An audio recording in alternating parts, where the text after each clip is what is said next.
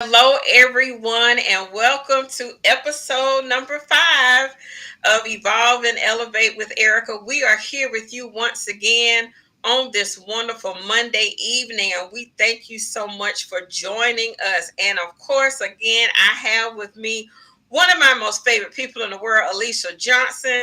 So, welcome. My name is Erica Bishop, host of this wonderful broadcast and the creator of Evolve and Elevate with Erica, as well as Empowered to Prosper Coaching and Consulting. When I help people navigate through their emotions so they can live their best life abundantly through setting appropriate boundaries and communicating effectively. And I'm going to take this moment and turn it over to Alicia so she can introduce herself to you.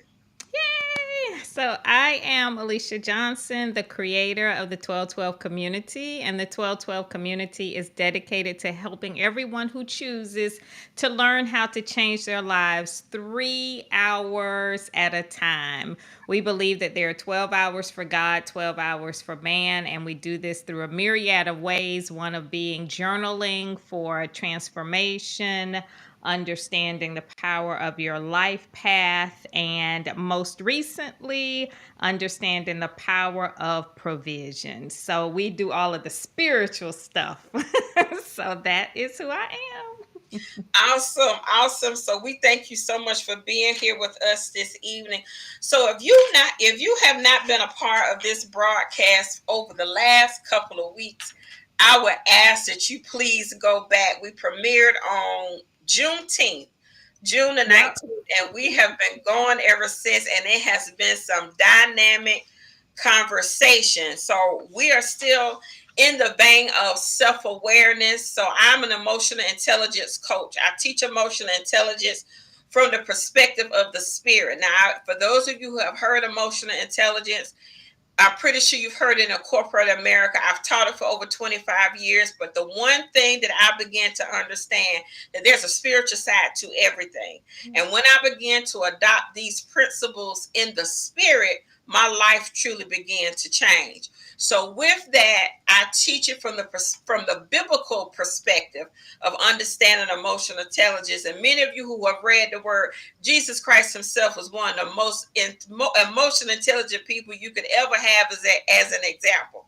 He was not confused in his divinity nor his humanity, and he knew how to navigate through all of the emotions for his disciples and all the drama that they kept up during the time that he walked the earth. So I teach it from that particular perspective. But tonight we're going to continue to carry the conversation talking about dysfunction. But this particular subject, we're going to talk about uncovering dysfunction in the family. I'm a firm believer that as you grow and as you heal, you begin to uncover some things that you thought was normal, that you found out was actually dysfunctional. And as you begin to peel back the layers of your life and heal, there's some things that sometimes within the family, you like, uh-oh, we really got a problem. I don't want to carry this on within the family. So I always start with a question to get us going. When we think about parenting, growing up, siblings, and all the different dynamics when it comes to family. So my first question is, how do you remember that your family expressed emotions as a child? Hmm. How do I remember that my family expressed emotions as a child? I think that the most emotion that I experienced was like from my grandmother. And my mother and father, they were just kind of, they were, they didn't have a lot of emotions like towards each other.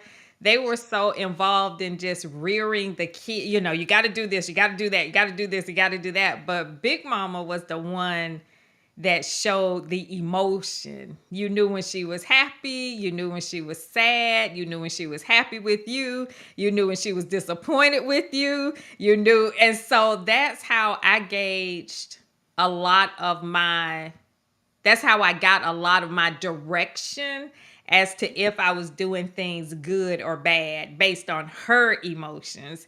And actually, my family used my grandmother as the gauge because we didn't want to do anything to make Big Mama sad or make Big Mama upset. So, you don't want me to tell your big mama you did this. You don't want me. So you would act better in school. You would, because it was just something about that. Because I just knew, like, my parents, if I got in trouble, a spanking was coming. Like, that was it. Like, that was, you gonna get put on punishment, you were gonna do, but there wasn't a lot of emotion there. It wasn't like, oh, I don't want to make my mother sad, I don't want to make my daddy upset. So I hope that answered your question, but that's like where I started to kind of gauge the emotions. And the reason I ask that is because as children, our personalities, our understanding of how to act, react is pretty much shaped until we're about the age of 6. So Mm-hmm. everything in our environment, our personality traits is either taught or caught. It's one or the other. Just being in the environment that we're in. Mm-hmm. So how do you think that shaped your emotions as you started going into adulthood and even how you parent your children? I was a mess. I was an absolute mess because Big Mama was very emotional and everything. I gauged like how I should react to people and situations based on how she reacted. So, for example, when that's how I began to understand like favorites. You have like my sister, there is no doubt in anybody's mind amongst all the grandkids, my sister was the favorite because my grandmother dictated that. And so I never forget one year my sister came home from college and we had been staying at Big Mama's house, like spending the night and stuff with her. And Big Mama pushed me to the side as soon as Melissa pulled up in the driveway. My baby, my baby. I was like, oh, okay. And so it was like all of the focus was on her. And so that kind of helped me to kind of understand that you can have favorites. She loved us all, don't get me wrong, like Big Mama had a special place with everybody. And also relationships, like she and my granddaddy, like they were a team when they needed to be, but they would also fight like cats and dogs. Like they would, I never forget one weekend they got into it because they each had that coffee cups. She put hers on one side of the sink, he put his on the other side of the sink. They got into an argument and her cup got broken. Oh, And all I remember, there was a phone call. We jumped in the car. We got to the house, and there was a there was a hole in the door. Like it shot. It went through the front door, through the storm door, glass everywhere. And they were fussing and cussing and this. And then Monday morning, we get home from school because we used to go to her house, and she's rocking in her chair, reading her Bible. Plugged up the hole in the door with some double mint gum. Swept up the sitting there, no glass in the door, like it's right. And I'm sitting up here like, this is weird. Like, did we not just have this thing? But I learned that you fight with your spouse and then you make up and you just don't discuss it and you keep moving on. And that was very damaging because there was no healing there. It was the right. fight and then it was the cleanup and then you go on with life. And it was just so those are the types of things that kind of shaped the way that I dealt with relationships. So it was very dysfunctional. It was a mess. It was a mess. But it was our normal life. We didn't know Right. anything was wrong with it until we began to see other people and how they reacted. And, God forbid when the Cosby Show finally hit the airways and you looking at, oh, this is what family's supposed to be doing. So just to kind of set the atmosphere again as people are coming in, and we thank you all for being here with us tonight. Please tag, please share. please invite someone to be a part of this conversation. So we're talking about dysfunction in the family. So just to kind of set the tone, for me, my family dynamic was completely different. So it was me, my mother, my grandmother, my aunt, my great grandmother, and no men. Oh, wow. So when you talk about emotions, honey, they was flying back and forth like war missiles. You never knew what was gonna happen. We could go from on a Sunday afternoon, just getting out of church, go from what do you want for dinner all the way to you make me sick. I don't want to talk to you no more. I mean, it would just go from 0 to 60 out of nowhere.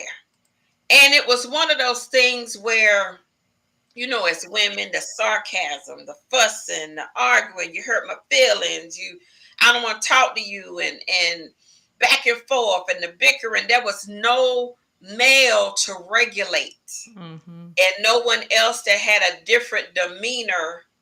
Now, mind you, we all love our families. We do. We have great families. We love everybody. My great grandmother, I call her Tutters. Mm-hmm. We'll get in a whole nother story about how she got the name. But everybody called her Tutters. That was my nickname for her. My grandmother was the type of person, and now I understand she was going through menopause. Now I understand she was going through menopause. But I remember as a little girl, being in the kitchen, grandmama was cooking, Tutters was cooking, and all of a sudden dishes started flying and hitting the wall. And it was like, what happened? Like, how did we get here? It was like somebody said something and dishes got to flying. Stuff was breaking up everywhere. But she loved everybody. She did what she was supposed to do. But if you set off and made a mad, you might want to run. Okay? You might want to run. And, it was one of those things that I grew up. I have a brother who's 19 years younger than me. So I pretty much grew up as a single child. So the sharing, it was like if you had an argument, you go to your separate corners and come back out when you feel like it. There wasn't a let's sit down and reason together. That wasn't let's talk about it, let's calm down. It was more so shut up, don't talk to me. Those type of things was said in the house, stayed in the house. Don't you take our business outside, no matter how bad it was. And I remember my grandmother, my mom worked a lot. My aunt took care of me as well. And I remember this gentleman my grandmother was dating had made her mad. And he come knocking on the door. He called her Liz. Her name was Elizabeth, but he called her Lisbeth. Lisbeth. She's like, go on now, don't bother me. Lisbeth. She was like, I don't want to talk to you. He steady knocking on the door. She steady in the kitchen boiling some grits. Needless to say, long story short, it was not a good night for him. Okay? So, when you think about all these different dynamics, I was very shut off with my emotions. I love yous. I didn't hear those a lot. I don't remember a lot of hugs, maybe from my grandmother, but not from my mom. And I think it's because my mother and my aunt saw a lot of trauma growing up, because unfortunately my grandmother had been married 4 times. And all of her husbands had been abusive. Wow.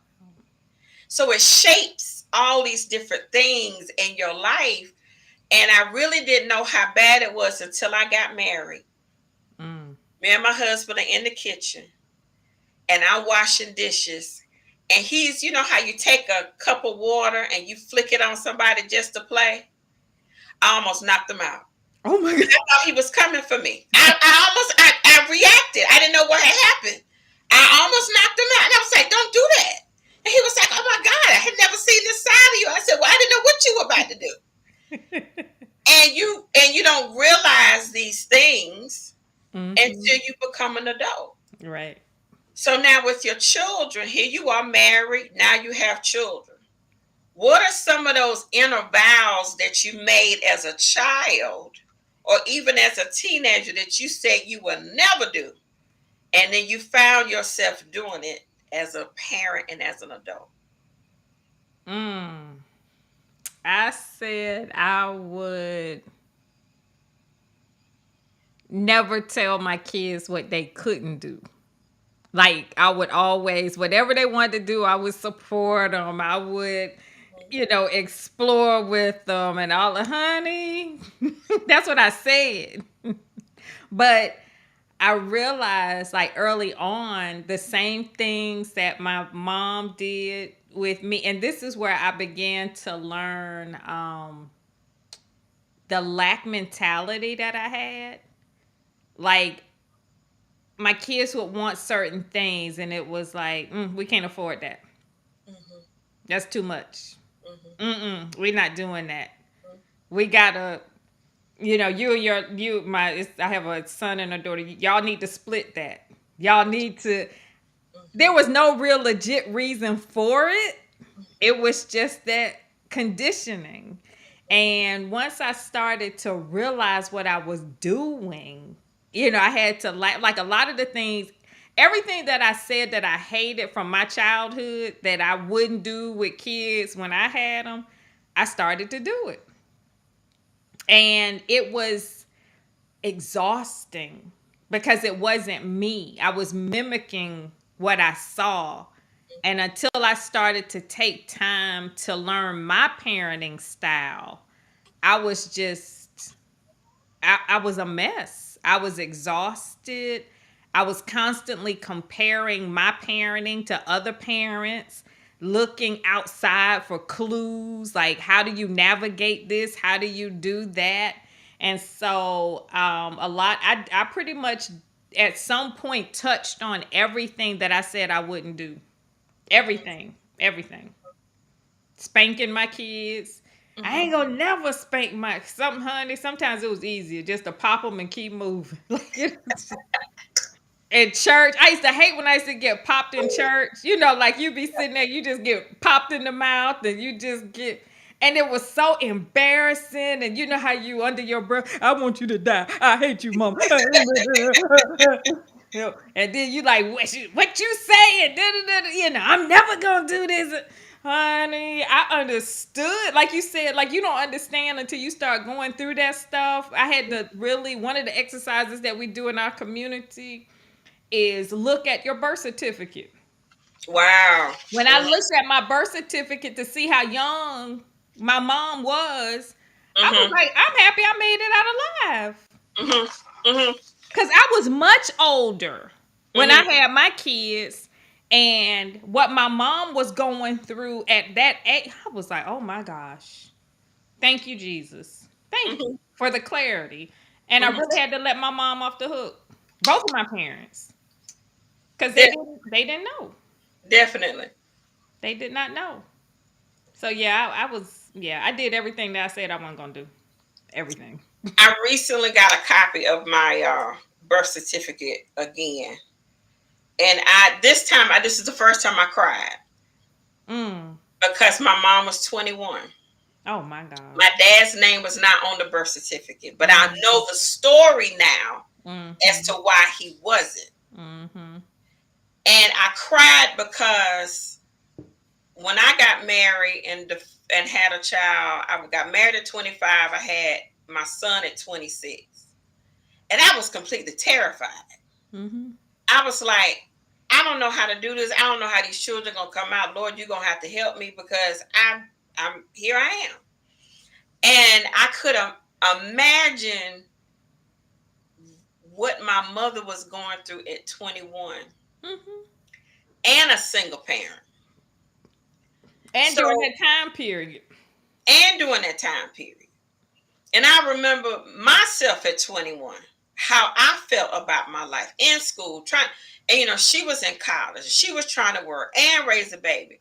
And it was you learn how to give grace after you healed, you learn how to give grace Mm-hmm. because you understand that they could only work with what they had. these types of conversations, they weren't out there for our families to talk about how to raise your children um, with certain parenting styles. It was enough just to make it through the day. Mm-hmm. It was enough just to be able to keep your children from, well, it's the same now, hoping that everybody makes it home safely. It's not that much Amen. different. Amen. But what I also understood, for me, it was I found myself being the parent that yelled a lot. That was my atmosphere. And I found myself being the one, a lot of the snapbacks, clapbacks, a lot. And when I began to notice the impact I was having on my children, because sometimes parents would just drop something on you real quick and keep it moving. They don't even look back. It was just like boom, and you just had to take it. If your face fell off or whatever it was, you just had to deal with it. They didn't even look back. They just say bop, and you just kept it moving. Mm-hmm. And I began to see the impact that it was making to my children, and I was like, I'm vexing my own children. Right. And the word says, don't provoke your children to wrath. And Mm-hmm. I remember the times that I was angry Mm-hmm. with my mother or my grandmother or my aunt. I mean, just brooding with anger over something that really wasn't that serious, but I was so angry. And we have Mm-hmm. to think, well, how angry have our children been at us? Oh my God. My God.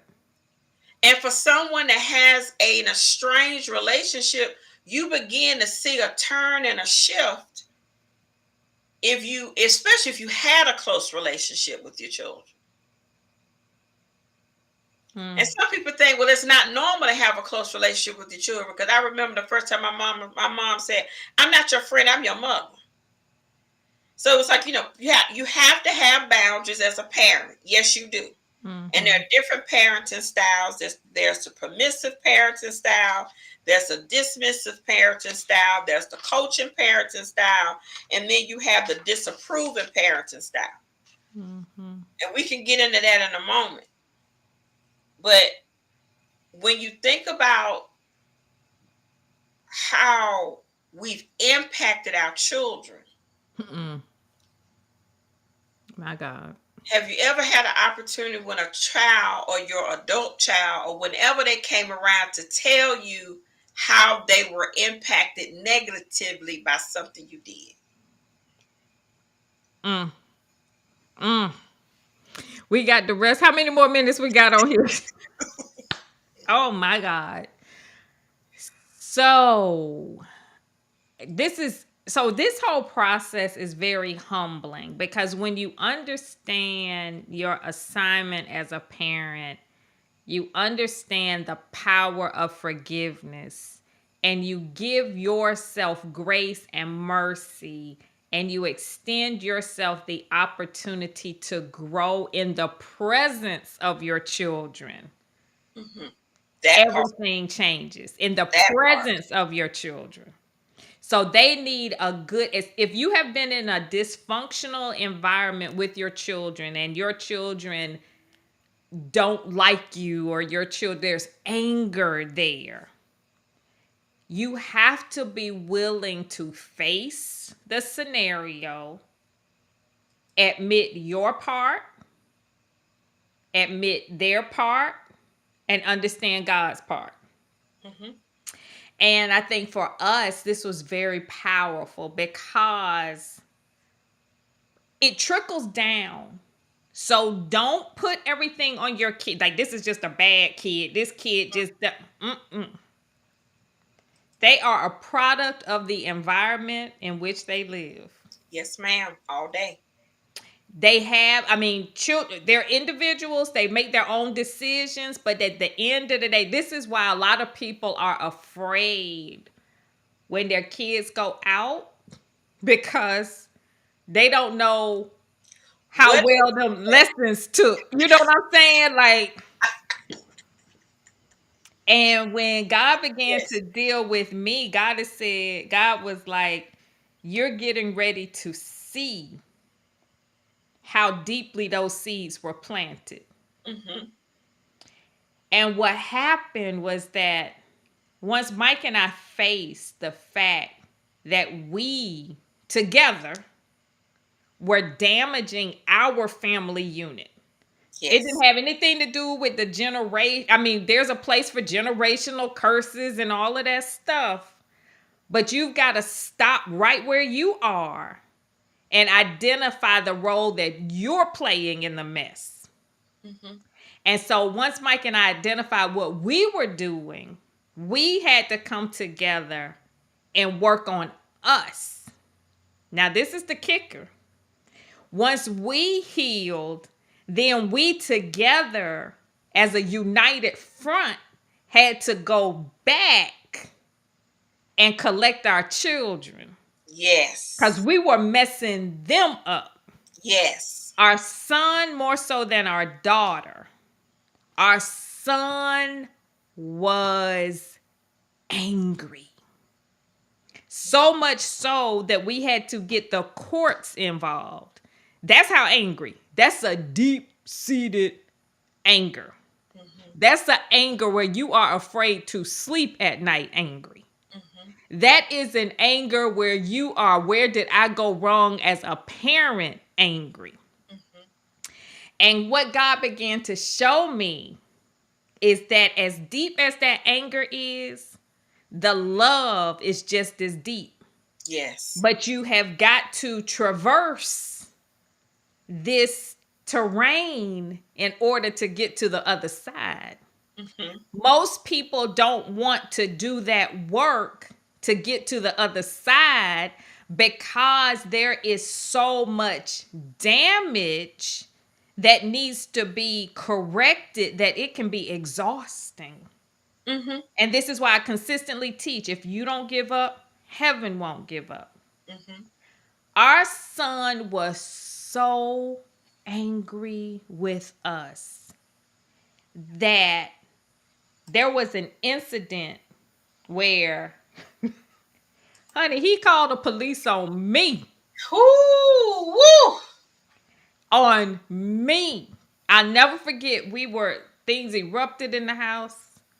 And he grabbed like my husband's laptop. He grabbed like the things that he knew were important to us.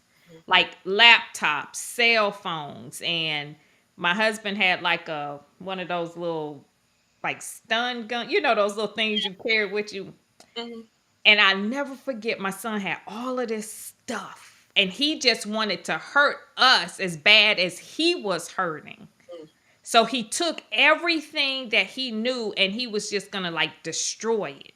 Mm-hmm. So I ran out of the house. He ran out of the house and I had the cell phone and he grabbed it from me.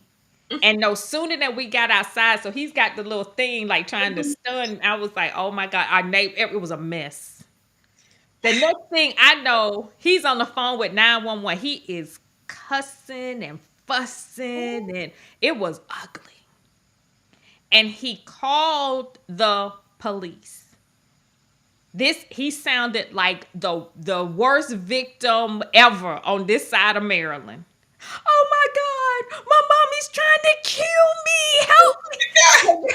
I'm just like, oh, are you serious? So the cops come like 5 deep. They come 5 deep and they're in front of my house. And I'm like, God, this is crazy. Mm-hmm. And there's a part of me that was embarrassed. There was a part of me that was wondering, is this process even worth it? And there was a part of me that was like, sometimes you just have to take it as a loss and keep moving. Mm-hmm.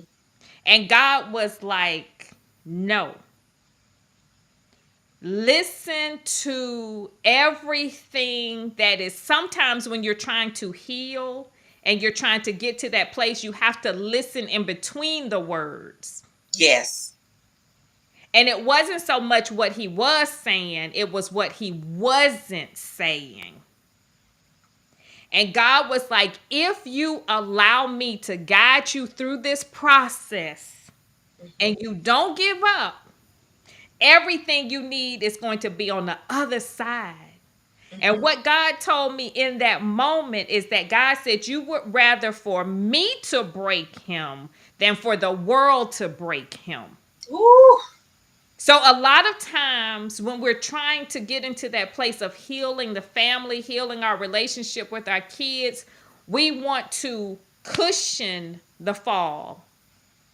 And God was like, don't cushion a thing. Because when I break him, I'm going to break him in love. If the world breaks him, the world is going to break him to destroy him. Yes, ma'am. Yes, ma'am. And so for parents that are going through with their children, the key is to allow God to heal you first Yes.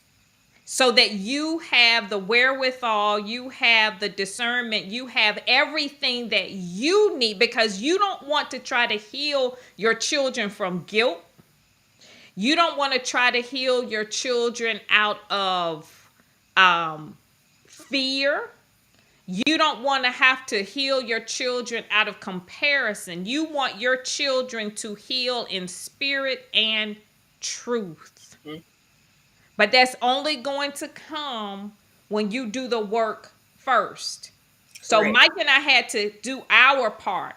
So if you have to heal with the father of your child, the mother of your child, whatever it is that you have to do that first and then go back and get your children. Mm-hmm. Because your children are brutally honest. What you say, child? You're going to try to teach them, you need to forgive me. You need to do this. Well, you ain't talking to my daddy. You Ah, ain't talking to you talking about forgiveness. You ain't talking to my grandmother. You ain't doing this. You cannot expect your children to do any more than you are willing to do. let me tell you, Lord, God have mercy. Okay. Whew. So, as I was on my healing, have been on my healing journey, the Lord told me that I need to give my children amnesty day. Mm. I said, what is amnesty day? He was like, this is the day that you give them to say whatever they want with respect, but to be honest. And you cannot bring it back up. You know how parents, how we'll carry stuff and hold it in our pocket and use it later. He said, you cannot bring it back up. Mm-hmm. Now, I'm give you two dynamics that happened, what happened before this. I was talking with a friend of mine, and I thought I had been healed from it. And this is just a transparent conversation. I had two abortions before I got married in my younger teenage years, okay? And I had been molested at 12. So, it's a lot that goes with that. Mm-hmm. Mm-hmm. And I was talking with a friend of mine, and she was sharing with me how she had a child at a young age, and she was so glad that she didn't abort the child and the purpose of her daughter. And the guilt came back up. Mm-hmm. Mm-hmm. I cried so hard that my eyes had swollen shut Oh man. because I still had not forgiven myself. Mm-hmm. And I was walking around with the unforgiveness. So you have unforgiveness for yourself packed on top of trauma underneath, unforgiveness on top, and other stuff that's packed on top of that. So you got all these layers of stuff, and you're trying to parent as a single parent, and I had just gone through a divorce. Child, you talking about a hot mess. Okay. And then you're trying to cover it up and make it look cute, and you just a glorified hot mess. Mm-hmm. So I shared that with my children. When you talk about the healing part and them having to grow with it, some people be like, well, that's none of their business. But you have to also let your children know you're a human, Right. and that you made mistakes, Mm-hmm. which balances you out Mm-hmm. from presenting yourself as if you never did anything wrong. Mm-hmm. Not that what they're doing should be okay, but you're more able to teach them the lesson that, let me be honest with you. I experienced this, so I want to share it with you. So long story short, I gave them amnesty day. And I told them what they could do. And they was like, Mom, you sure? Because, I don't want you to come back. And I said, no, no, no. As long as you don't get so far, you don't get disrespectful, but you can say it how you feel it, how you want it. I want you to get it out. So they asked some questions. I shared some things. They asked about the relationship with their dad. How did that work? And sometimes you don't realize your children see more than what you think. Mm-hmm. Because they were sharing stuff with me that I thought I was shielding them from as a parent when we were going through the divorce. They were sharing stuff with me that I didn't think that they had caught on to it or knew about. Mm-hmm. And a couple of things that they said, and this is the one that hurt the most. Mm. When you say being brutally honest, Mm-hmm. Mom, you don't show up sometimes when we need you to. Mm. And I was like, what you mean? Mm-hmm. You'll say you're going to do something, and then we don't believe you because you always change your mind and say that you don't have time. Mm. Mm. When I say I feel like I have been cut like 5 different ways, Mm. because you thinking I'm working, I'm providing, I'm doing, I'm this and I'm that, Mm-hmm. and it's something, but they see it differently. Yeah, they Mm-hmm. see the groceries coming in the house, but they don't see the 80 hours you work for it to get there. Mm-hmm. They don't, but they wanted the time, they wanted the attention, but I was using everything else because I was so deep into my dysfunction and my hurt and my pain. I was using work Mm. as a mechanism to get through it, but I wasn't spending time and giving what I needed to give to my children. Mm-hmm. And when they read me up one side and down the other, to your point, you have to own your part Mm-hmm. and even go as far as to apologize. Don't make no excuses. Own it and apologize. You are correct. Mm-hmm. I did not. And I am sorry. I allowed this to get in front of. I allowed my pain to be more prevalent than being present with you. Mm-hmm. My God. And what that did was it allowed them to have an open door to share.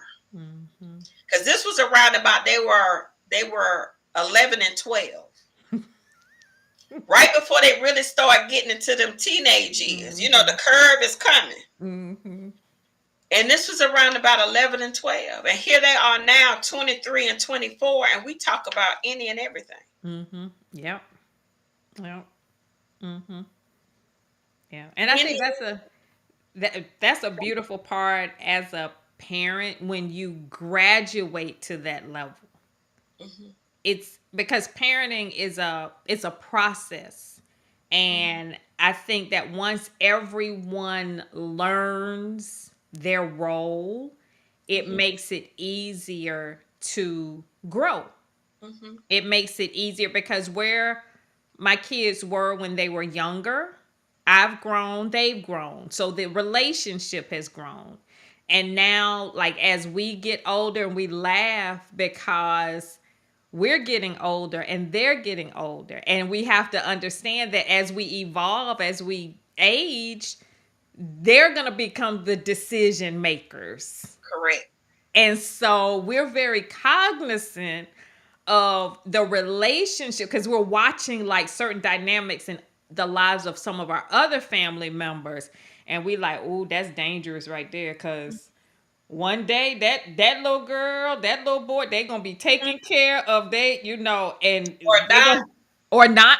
It's like, Mama, Wednesday is Jello Day. I hope they I hope they feed you I well. hope they feed you well. And it's like those are the things you have to think about as you are growing and evolving. Your relationships matter They do. with your children, and that's why watching the dynamics of our father with us the dynamics and that, like, we are, thank God, we are, my siblings and I, we're emotionally intelligent enough to know that a lot of the things that my father did, he just did not have, like you say, didn't have the capacity Mhm.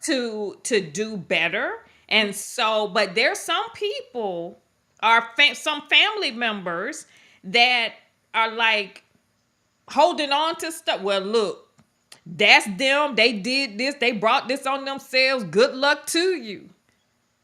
And the situation, as far as aging and all of those things, does not bode well. Mm-mm. Like, you got to think about this stuff now, You do. and not in a way that is manipulative, just in an organic progression that life changes. It does. And it's going to happen to them too when they have children. You know, it's like you've got to learn how to evolve accordingly. Hmm. Yeah. Forgiveness is required for parenting. We Of don't course. think that because we think that I'm the parent, you the child. Do what I say, not as I do, but that does not work. That's dysfunctional. Mm-mm. That's completely dysfunctional. And what Mm-hmm. happened was by me going through my healing process, and the children, as you say, you capture them and they go through their process. It also allowed me to co-parent differently with their father. Mm.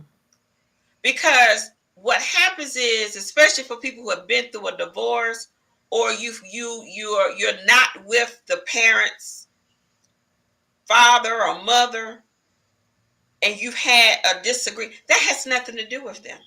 Mm-hmm. And how you impact your children through your arguments and trying to put the children in the middle and all this other kind of stuff, they don't need that stress. And it forced me and who's my ex-husband to sit down and be like, look, we have to show them love either way. Mm-hmm. There is no putting them in the middle.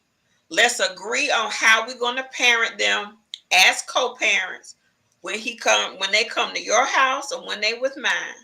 Mm-hmm. I'm not to there was none of this. I need this much custody. I'm expecting you to be there because you're the father. Mm-hmm. I'm not gonna. You can see them anytime you want them because they're yours. I'm not Mm-hmm. gonna. We're not gonna fight over who gonna have them when. Mm-hmm. It's just about making sure that we both have the right parental boundaries for them, so that there's no confusion there. But it allowed us to co-parent differently, so they didn't have to deal with the stress. Well, mama did this and daddy did that, and it also took out the good cop, bad cop scenario Mm-hmm. with the parenting as well, because I said before you make a big decision, let's talk about it and make sure that we're on the same accord Mm-hmm. as we're doing this. Mm-hmm. And it allowed them to be healthier. Now, did Mm-hmm. they still have some things that they may not have shared? Yes, they did. Since they've gotten older, they've shared a lot more Mm-hmm. because they have a greater level of context and Mm-hmm. understanding as they've gotten older. But when you think about siblings, I didn't have that opportunity because my brother was 6 when I got married. Mm-hmm. So we're just now really getting to know it because we haven't lived in the same city in 20 some odd years. So he just moved back to South Carolina. So growing up with your siblings, Mm-hmm. what were the dynamics of that relationship? Mm. I think, like, my siblings, we all got along extremely well. I mean, like, my little brother, my little brother was annoying at times and stuff like that, but as siblings, we've always gotten along. And that's the beautiful part. But the problem is that we got along, but my mother used that comparison tool to almost like put a wedge between us. Like, it wasn't that I didn't like my sister. It was just that my mom compared us so much so that that forced me to not like certain things about her because those were the things that my mom was using as a tool. And one of the jokes that I share, like I have the albums here somewhere. It's on this shelf right here.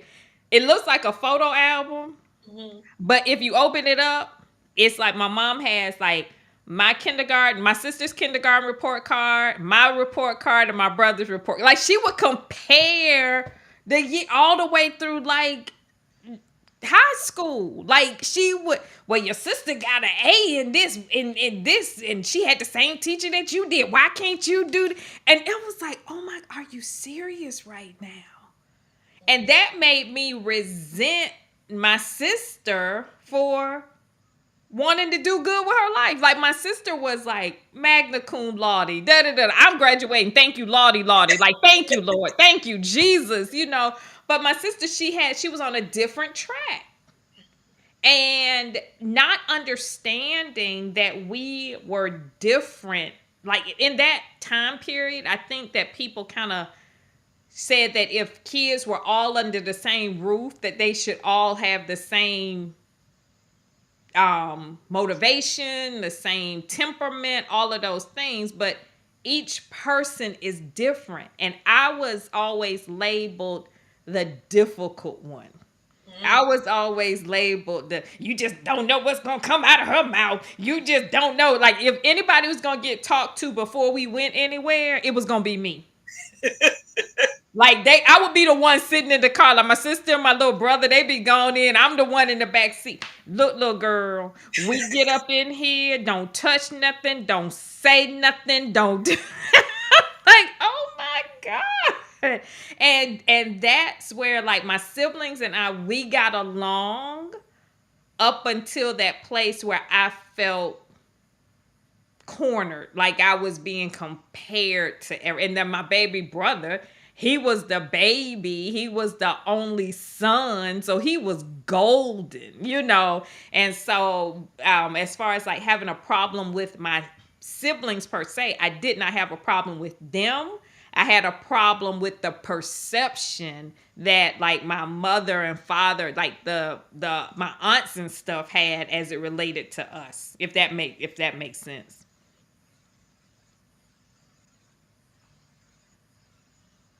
I don't know. Can you hear me, Erica?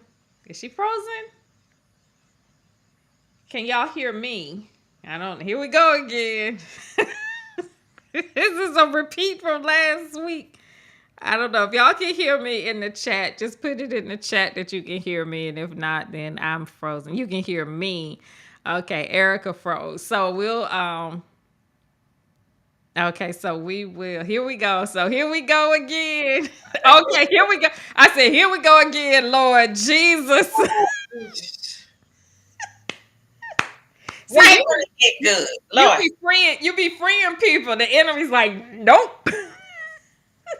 But we gonna keep on freeing people because I'm telling you, we're gonna get this done.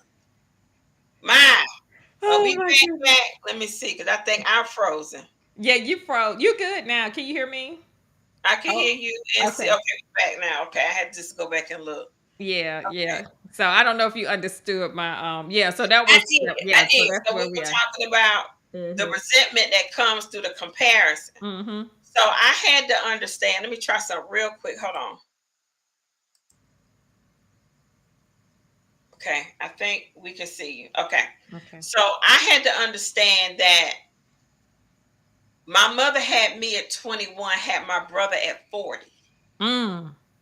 So if she's a different version of herself. Mhm. So she was more financially secure, a lot more wise. She had a lot of other things. So in raising him was completely different. And I Mhm. told her that when I said, Mom, I said, you let him get away with stuff you would have knocked me 6 feet up under the ground for. No, I don't. I said, yes, you do. But I had to understand that she's a completely different person. Her tolerance level is different. She don't have the level of stress that she had before. The difficulties that she dealt with were completely different. So with that, you just extend the grace Mhm. that's necessary. at that time, because now once you know better, you do better. And when you get an opportunity to do it again, you want to do it a better way the next time. Mhm. Now, my children have already told me not to expect no grandchildren no time soon, so I'm just gonna have to wait. I think I got about 10 more years. They told me they're not until they in their 30s. So I'll have to try it again with my grandbabies 10 years from now. But by that time, I'll be a better, even better version of myself And being a grandparent. I think also for me to be brutally honest, and this is my kids, they hate when I say this, but I did not go into marriage wanting to be a parent. Really? I said I like making the babies, but I wasn't. They like, oh ma, don't be saying that. I did. I like making the babies, but I didn't really go in with a clear plan of wanting to be a parent. I love my kids. Don't get me wrong. I love them. But you know how some people just go in with a plan. I want to be this mother, this, I want to do this, that. And that's where Mike and I, we laugh because we're both the same in that regard. Because we did not have a clear parenting path. Like that's where we are now. Like you're talking about growing and being a different version of yourself.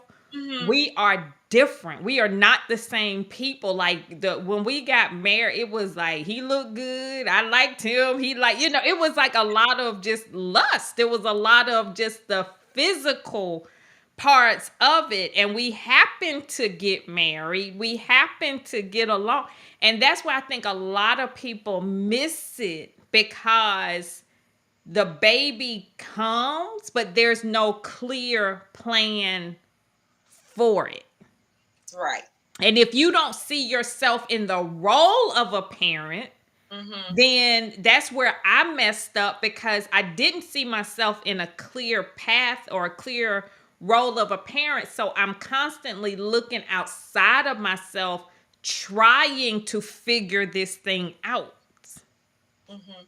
And that is very difficult when you're Mhm. trying to figure it out, plus dealing with the dysfunction, plus, and a lot of those things don't, like you were saying, they don't come until you're placed in that scenario.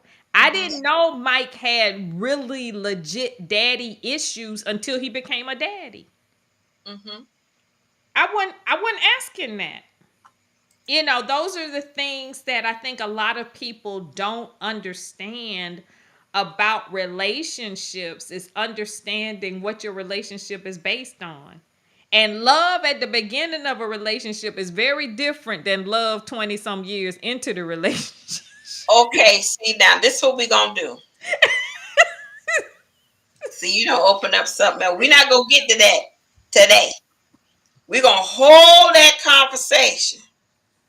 Love then and love now. That's gonna be the name of it. Y'all gonna see it. When y'all see love then and love now, y'all need to invite all your friends to get your popcorn. We're gonna really talk about that one. We're not gonna try to open that up tonight because we had our time. We're not. Thank you. Somebody put it in the chat. Love then and love now. Mm, It's completely different.